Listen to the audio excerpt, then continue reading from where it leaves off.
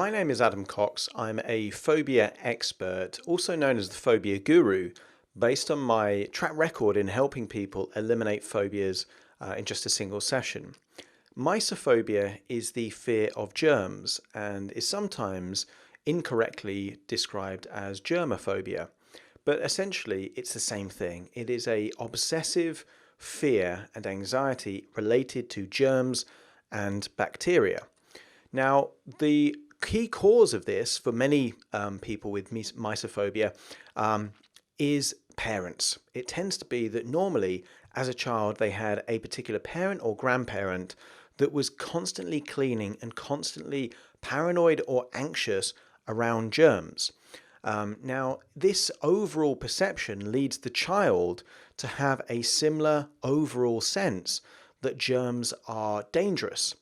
Now, this is not helped by the mainstream media talking about, let's say, bacteria and germs and infections, because that for someone with mysophobia is going to fuel their overall anxiety of the feeling of threat or danger of germs. And even the commercials for cleaning products, if you really think about how they advertise things like bleach and antibacterial products, quite often they will zoom in on microscopic bacteria and then cartoonify them as monsters or some kind of evil lurking kind of thing. The actual kind of movement of them and all this kind of stuff can overall have this perception that germs are evil, they are a threat, and they are monstrous, and they must be eliminated. For some people, it can be a sensitizing event. It may be that as a child or as a young teenager, they got some kind of disease or infection, and then a authority figure, such as a doctor, explained that they had some kind of bacterial infection and to be careful of germs. Now, once the overall premise is accepted that germs are bad and germs need to be avoided, then what tends to happen is that someone with mysophobia creates a compulsion to clean and sanitize. They tend to obsess about germs. Now, I've worked with quite a few people with mysophobia, and what I have seen is that they have fantastic visualization skills.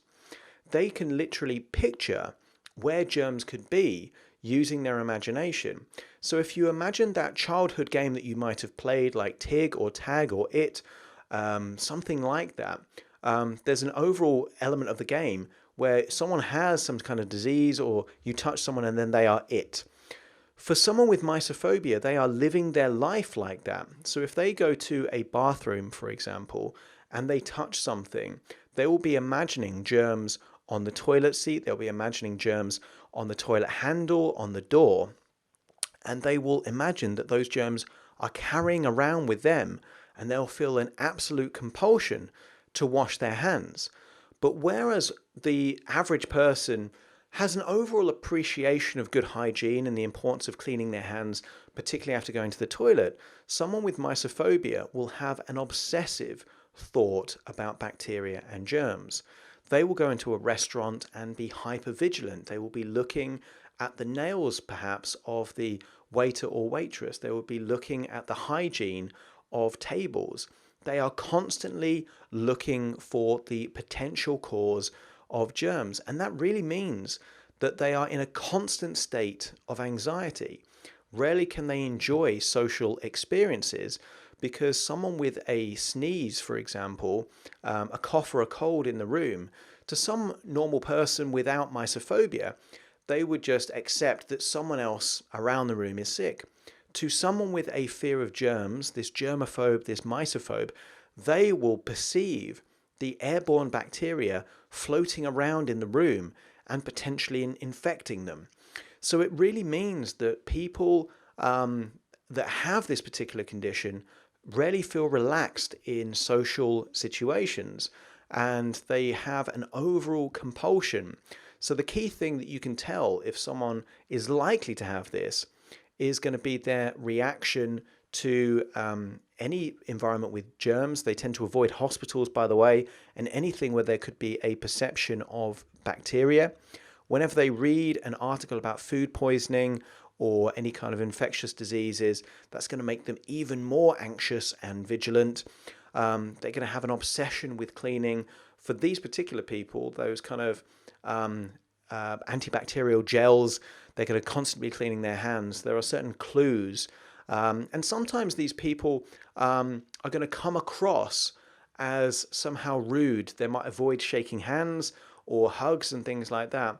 Not because they actually are rude, but because they are looking to preserve themselves, and there is a feeling that they don't want to get some type of infection. So many mysophobes are very much misunderstood. The doctors themselves aren't very sympathetic to people with this phobia because they don't understand it. The doctors are looking at the actual probability of infections and transmission of bacterial infections. Whereas that's not the point with a mysophobe. The point with a mysophobe is what's happening in their imagination, and there is a perceived visualization of germs everywhere, and it's that visualization that is causing the anxiety. So it doesn't really have anything to do with real germs, just the perception of germs. I worked with a client who was encouraged to touch lots of dirty things, and then put those hands around the room of something which, all of his collectibles, his things. And years after it took place, he could still perceive that those things were infected, even though intellectually, very intelligent person, he knew that any bacteria that were there would have died away a long term. But his memory for where things that have been touched by things that were dirty was photographic, such a good memory. Unfortunately, that incredible talent was being used to fuel the anxiety, and it just meant that you see obsessive compulsive disorder very frequently in people with mysophobia. They tend to avoid eating out, they tend to avoid places, constantly cleaning.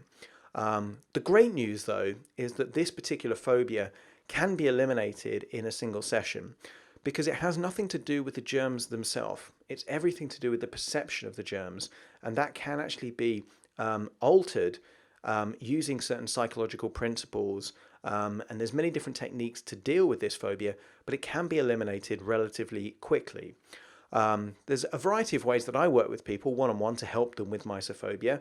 The first way is one-on-one in my practice in Harley Street in central London. So some people will come out and see me, and I'll work with them and find out what specifically they do to feel the kind of anxiety and intensity of reactions that they do, and then we break those patterns. Occasionally, if for international clients, it tends to be over Skype using good quality microphones and cameras. It's almost like I'm in their room with them.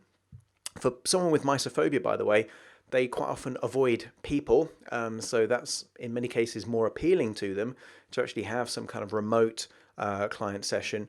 But I also have a 7-day phobia elimination course, which is downloaded video and audio, which means they can eliminate their phobia in their own time. So overall, just if you have this phobia, or if you know someone that has this phobia, let them know that it can be eliminated relatively quickly. And I've actually created a video on what phobias are, why you have phobias, and how they can be eliminated. Now, that phobia video is normally priced at £30 or about $40, but that's currently available free of charge just by going to the website phobiaguru.com. You put your name and email in there, and you'll be able to download that video absolutely free of charge, and may give you an insight in terms of your fear and the fact that you don't have to carry on living like this. Because interestingly, people that have this fear, they just accept that these feelings are real. Now, here's the key thing. The emotion is real, but the cause is not. It's based on a false belief system, and that false belief system can be altered, okay? And the key thing sometimes that people tell me is they say, Adam, but it's true. I believe it, it's true. And the answer I say to that is that, probably as a child, you might have believed in things like tooth fairies and Santa Claus, and you don't believe in those things now. But the feelings that you had of excitement when you opened Christmas presents, feeling like Santa had visited, those feelings were real, even if the belief was never real. And with mysophobia, not everyone has the same reaction to germs that you do. And therefore, is this phobia useful, or is it no longer useful? And if it's no longer useful, then get in contact with me just by going to phobiaguru.com. Hope this video has been useful.